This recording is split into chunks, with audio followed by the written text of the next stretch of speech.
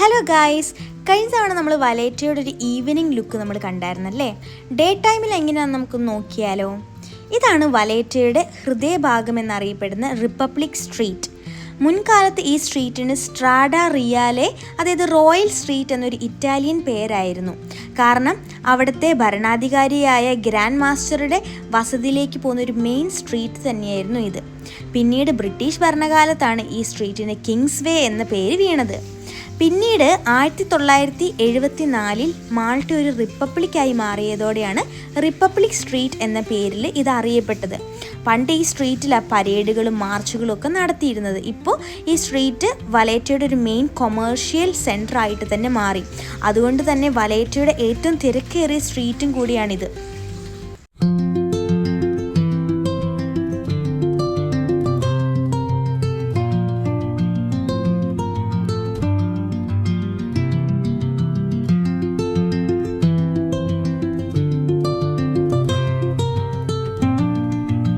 ഈ വലേറ്റ മാൾട്ടയുടെ ക്യാപിറ്റലായ പിന്നിൽ ഒരു കഥയുണ്ട്. മുൻപ് മാൾട്ടയുടെ ക്യാപിറ്റൽ എംഡീന എന്ന് പറഞ്ഞൊരു നഗരമായിരുന്നു. എന്നാൽ അതൊരു മൗണ്ടെയിൻ ഏരിയ ആയതുകൊണ്ടും അധികം ആൾക്കാരൊന്നും അങ്ങനെ എത്തിപ്പെടാത്ത സ്ഥലം ആയതുകൊണ്ടും വലേറ്റയാക്കി പിന്നെ മാൾട്ടയുടെ ക്യാപിറ്റൽ.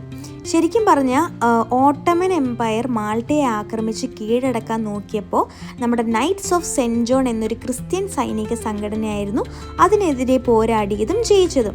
എങ്കിലും വീണ്ടും ആക്രമണം ഉണ്ടായേക്കാലോ എന്നൊരു ഭയത്തെ തുടർന്നാണ് യുദ്ധത്തിൽ ജയിച്ച grand master Jean Paris de la Valette ഒരു പുതിയ നഗരം പണിയിച്ചത്. അതിന് പുള്ളിക്കാരൻ്റെ പേരും ഇട്ടു, വാലേറ്റ.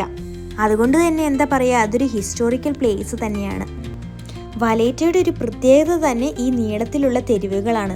വലേറ്റ ഇപ്പോൾ യുനെസ്കോ വേൾഡ് ഹെറിറ്റേജ് സൈറ്റായി ഉൾപ്പെടുത്തിയിട്ടുമുണ്ട്. അങ്ങനെ ഞങ്ങൾ വലേറ്റയുടെ പകൽ ഭംഗിയൊക്കെ ആസ്വദിച്ചതിന് ശേഷം തിരിച്ച് ഗോസോയിലേക്ക് മടങ്ങുകയാണ് ഗായ്സ്. So by.